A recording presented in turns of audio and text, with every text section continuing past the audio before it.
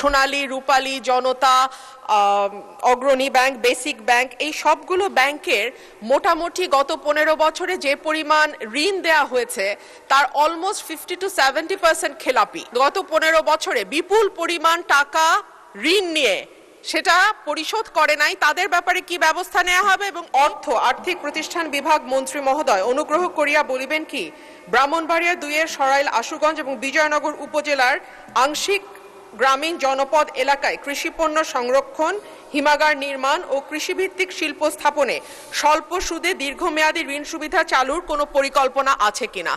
না বলবো কেন? হ্যাঁ, মাননীয় স্পিকার, আপনাকে ধন্যবাদ।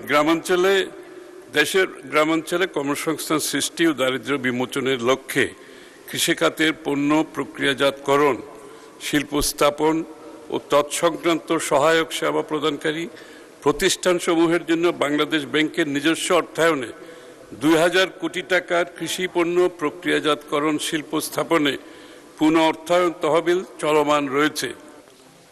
এই তহবিলের আওতায় উদ্যোক্তাগণ 7% সুদে 7 বছর পর্যন্ত মেয়াদে সর্বোচ্চ 100 কোটি টাকা ঋণ সুবিধা পেয়ে থাকেন। গ্রামীণ এলাকায় অবস্থিত উদ্যোগসমূহকে এ তহবিলের আওতায় পুনঃ অর্থায়ন প্রদানের ক্ষেত্রে অগ্রাধিকার প্রদান করা হচ্ছে। সম্প্রতি এ তহবিল এর পরিমাণ 1400 কোটি টাকা থেকে বৃদ্ধি করে 2000 কোটি টাকায় উন্নীত করা হয়েছে। মাননীয় স্পিকার, এছাড়া বাংলাদেশ ব্যাংক কর্তৃক 2008-6-2026 তারিখে দেশের খাদ্য নিরাপত্তা নিশ্চিতকরণে কৃষি উৎপাদন বৃদ্ধি এবং কর্মসংস্থান সৃষ্টির লক্ষ্যে কৃষি ও পল্লী খাতের জন্য 10,000 কোটি টাকার একটি পুনঃ অর্থায়ন স্কিম গঠন করা হয়েছে। তাছাড়া কৃষি খাতে উৎপাদন বৃদ্ধির লক্ষ্যে নিম্নলিখিত কার্যক্রম পরিচালিত হচ্ছে। প্রতি বছর বাংলাদেশ ব্যাংক কর্তৃক কৃষি ও পল্লী ঋণ নীতিমালা ও কর্মসূচি ঘোষণা করা হয়ে থাকে। উক্ত কর্মসূচির আওতায় 2025-26 অর্থবছরে তফসিলি ব্যাংকসমূহ কর্তৃক কৃষি খাতে ঋণ বিতরণের জন্য 39,000 কোটি টাকা লক্ষ্যমাত্রা নির্ধারণ করা হয়। ব্যাংকসমূহ কর্তৃক আমদানি বিকল্প ফসলসমূহে ডাল, তেলবীজ, ভুট্টা, মশলা জাতীয় ফসল চাষে মাত্র 4% রেয়াতি হার সুদে ঋণ বিতরণ করা হচ্ছে। এক্ষেত্রে সরকার কর্তৃক ঋণ প্রদানকারী ব্যাংকসমূহকে বাংলাদেশ ব্যাংকের মাধ্যমে সুদ ভর্তুকি প্রদান করা হয়। বাংলাদেশ ব্যাংক এসিডি সার্কুলারের মাধ্যমে গম ও ভুট্টা উৎপাদন বৃদ্ধিকল্পে 1000 কোটি টাকার একটি বিশেষ পুনঃ অর্থায়ন স্কিম গঠন করা হয়েছে। উক্ত স্কিমের আওতায় কৃষক পর্যায়ে ঋণের সুদ হার 4%।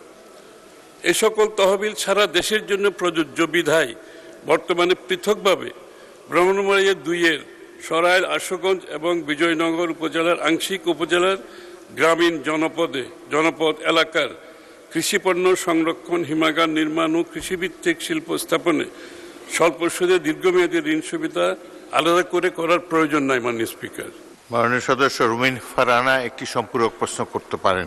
মাননীয় স্পিকার, আমাদের যে রাষ্ট্রায়ত্ত ব্যাংকগুলো সোনালী, রূপালী, জনতা, অগ্রণী ব্যাংক, বেসিক ব্যাংক, এই সবগুলো ব্যাংকের মোটামুটি গত 15 বছরে যে পরিমাণ ঋণ দেয়া হয়েছে তার অলমোস্ট 50 to 70% খেলাপি। একমাত্র জনতা ব্যাংকের ঋণেই 70% খেলাপি এবং এই খেলাপি ঋণগুলো হয়েছে এস আলম, বেক্সিমকো, অ্যাননট্যাক্স গ্রুপ, বিসমিল্লাহ গ্রুপ এদের মাধ্যমে।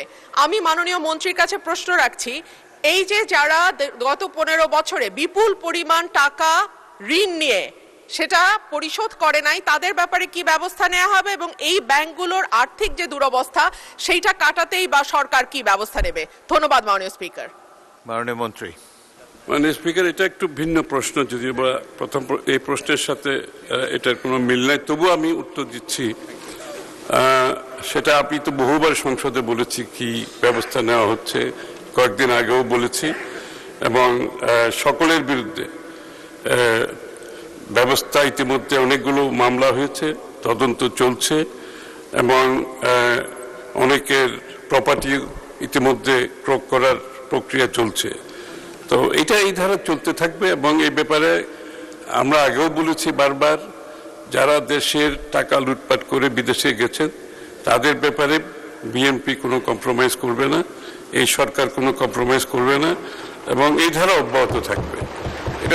এটা তো বহুবার তথ্য দিয়েছে আমি সংসদে, কি কি ব্যবস্থা নিয়েছি সেই তথ্য, বিস্তারিত তথ্য দিয়েছি এই সংসদে, এবং সুতরাং এই ধারা অব্যাহত থাকবে।